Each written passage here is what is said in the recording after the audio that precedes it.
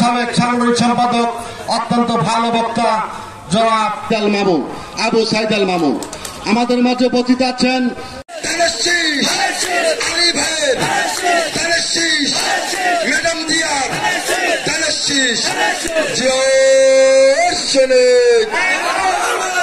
ঘিরে মাগুরা জেলায় শুধু মাগুরা মৌখিক ইউনিয়নে নয়, মাগুরা সদর উপজেলাতে নয়, মাগুরা এক আসনে নয়, মাগুরা ইউনিয়নের মধ্যমণি জনাব আলী আহমেদ সাহেব।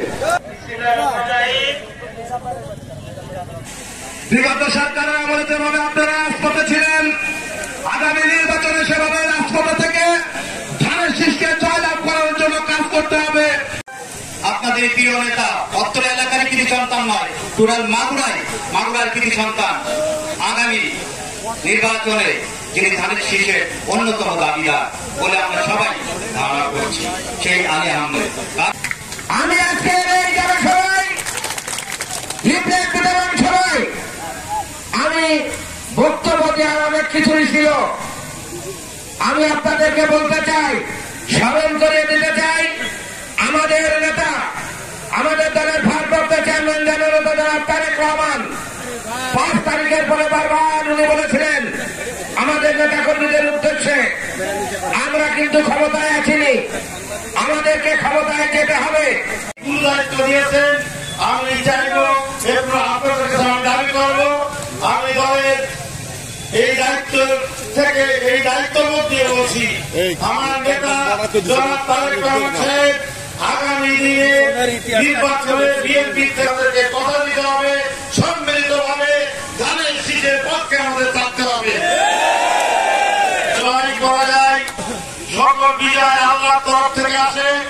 আমি আশা করি, আমি দাবি করি, আমি হয়তো আমার গত বিগত আন্দোলনে কার কি ভূমিকা ছিল, তবে যারা তারেক রহমান সহ এই আন্দোলনকে যারা মনিটরিং করত তারা জানে এই আন্দোলনে আমার ভূমিকা ছিল, অন্যান্য ভূমিকা অন্যান্য নেতাদের ভূমিকা ছিল। বিগত দিনে আন্দোলন সংগ্রাম বিভিন্ন ধর্মীয় কর্মকাণ্ড বিবেচনা করে যদি তারেক রহমান সাহেব আমাকে দেন, তাহলে আমি আপনাদের শীষের বিজয় নিশ্চিত করার জন্য মাঠে ঘাটে পথে প্রান্তে ছুটে যাব। তাই এভাবে উনি অন্য কাউকে প্রার্থী দেন, আমরা সবাই সম্মিলিতভাবে সেই প্রার্থীর পক্ষে কাজ করবো। কারণ ধানের শীষের বিজয় মানে তারেক রহমান সাহেবের বিজয়, বিজয় মানে বেগম জিয়ার বিজয়। জিয়া ভালো থাকলে আমরা ভালো থাকবো, ভালো থাকলে আমরা ভালো থাকবো। আরেকটি কথা, এখানে অধিকাংশ মুসলমান এবং অন্যান্য ধর্ম এটাকে ইমপ্লিমেন্ট করেছেন, বাস্তবায়ন করেছেন।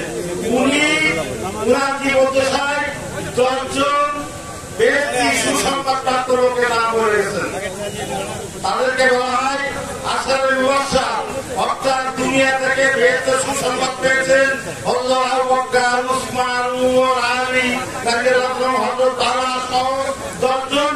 পরবর্তীকালে পড়াশোনা করে আরেকটি করে দেখা যে মা বা বিভিন্ন ধর্মযুদ্ধে যারা অত্যন্ত টিকিটের সাথে যুদ্ধ করেছেন তাদেরকেও উনি এরকমের কথা বলেছেন। তার পরিমাণ কোন অবস্থাতেই 60-70 বেশি না।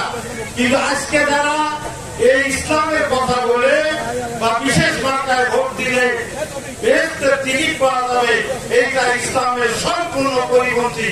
এবং এরকম কোন বিষয় হলে আমরা সামাজিকভাবে তাদেরকে বয়কট করবো এবং এটাকে প্রত্যাহার করতে হবে।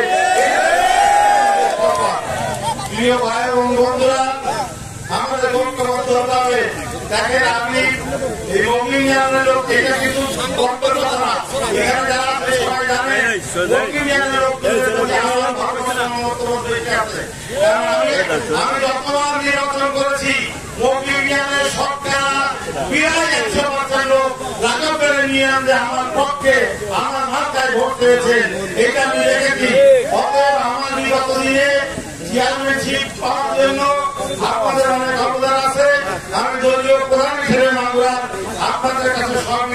করবো। আপনারা বিভক্ত না হয়ে এখানে আমাদের নেতা ফিরোজ আছে, তার নেতৃত্বে আপনারা বিএনপির পতাকা তলে ঐক্যবদ্ধ থাকবেন। ইনশাআল্লাহ আমরা ঐক্যবদ্ধ থাকলে কোন শক্তি আমাদেরকে বাঁচাতে পারবে না। জয় আমাদের সুনিশ্চিত। ইনশাআল্লাহ আগামী দিনের নির্বাচনে বাংলাদেশের যে রাজনৈতিক পরিস্থিতি, সেই পরিস্থিতিতে একটি অনুমান করা যায় নিশ্চয় বেগম জিয়া তারেক রহমানের নেতৃত্বে আমরা এই সরকার গঠন করব। আপনাদের সবাইকে আজকে থেকে ধানের শীষের পক্ষে কল্যাণ সৃষ্টি করার জন্য আপনাদের অনুরোধ করছি। দীর্ঘ 17 বছর মানুষ তাদের ভোটাধিকার প্রয়োগ করতে পারে না। এই ভোটাধিকার প্রয়োগের জন্য মানুষ উন্মুখ হয়ে আছে, নিরপেক্ষভাবে ভোট দেওয়ার জন্য জাতি আজকে উন্মুখ হয়ে আছে। এটা নিয়ে কোন ষড়যন্ত্র করলে ওই পিয়ার পদ্ধতি কোন পদ্ধতি না। এই ছাত্র আন্দোলনের নেতা গতকাল বলছেন যে পিয়ার পদ্ধতি নামে যে আন্দোলন, এইটা একটা মুনাফিকি। আরে আপনারা আজকে থেকে প্রায় 6 মাস আগে প্রার্থীর ঘোষণা দিয়ে দিয়েছেন 300 আসনে। মাঝখানে এসে আবার পিয়ার পদ্ধতি এই সমস্ত হবে না। সুরাভাবে নির্বাচনে আসেন, যদি এসে মানুষ আপনাদের ভোট দেয় আমরা ফেরত দেবো। আপনারা পার পারবেন না। এই কথাটি বলে সবার সুখ শান্তি সমৃদ্ধি এবং মঙ্গল কামনা করে এই যে 31 দফাকে এটা লিডার আপনারা পাইছেন। এই যে 31 দফা এটা কিন্তু 5 তারিখে এই যে লিডার কিন্তু 5 তারিখে পড়া দিয়ে না। আমরা আরো 2 বছর 2.5 বছর আগে জনাব তারেক রহমান সাহেবের নেতৃত্বে শেখ হাসিনা যখন দেশকে ধ্বংস হিসেবে পরিণত করেছিল, তখন আমাদের নেতা সদম্বে সেই রক্ত চক্ষুকে উপেক্ষা করে রাষ্ট্র ধ্বংস করেছ। আমরা বিনির্মাণ করবো, এই হলে আমাদের 31 দফা। কিন্তু একটি কথা মনে রাখতে হবে, এই দফা কিন্তু কোন অবস্থাতেই ক্ষমতায় না গেলে বাস্তবায়ন করা সম্ভব নয়।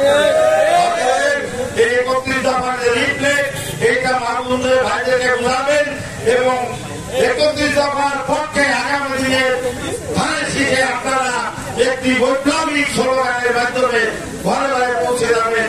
এই আহ্বান রেখে সবার সুখ শান্তি এবং সমৃদ্ধির মঙ্গল কামনা করছেন। আমাদের আর যারা আছেন দেখেন, একটি পার্লামেন্টারি ভোট হবে, আপনারা সবাই বলেন। সেখানে বিভিন্ন প্রার্থীরা তাদের আবেদন অর্থাৎ তারা দরখাস্ত করলে আমি প্রার্থী হতে চাই।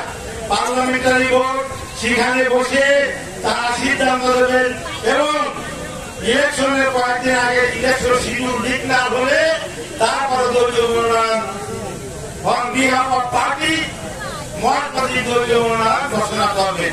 এর আগে জনাব তারেক রহমান সাহেব এবং আমাদের দল সবাইকে ধারাশীল পক্ষে কাজ করার জন্য, ধারাশীল পক্ষ থাকার জন্য নির্দেশ দিয়েছেন।